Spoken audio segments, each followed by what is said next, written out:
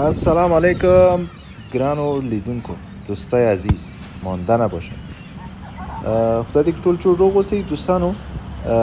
زه ورسره پیږی دا ښایسته ځای کوم ځای دی دا نو دې ته اسکودار وایي دوستانو په ترکیه کې. اسکودار یو تفریحي یو سیاحتي او ډېر یو ښایسته ځای ده. دلته اکثریت کسان چې له مختلفو ملکونو راځي نو دلته حتما راځي چکر ته. دې کښتۍ کې سپریږي او اخواته بشکتاش ورته وایي، هلته هم سیاحتي ځای ده، میلې ځای ده، چکر ځای ده.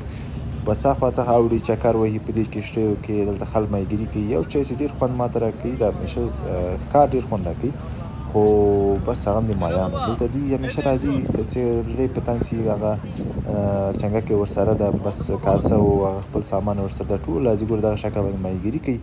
او دا هم ډېر یو ښایسته مسجد.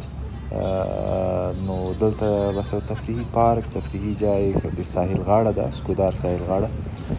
نو دلته ډېر ښایسته خوند مو واخیسته. دې ځای نه هم مونږه واقعا په ترکیه کې ځایونه خو ډېر ښایسته وو، ډېر ځایونه ماته خوند راکوه، خو دلته به زه کله کله زیاتره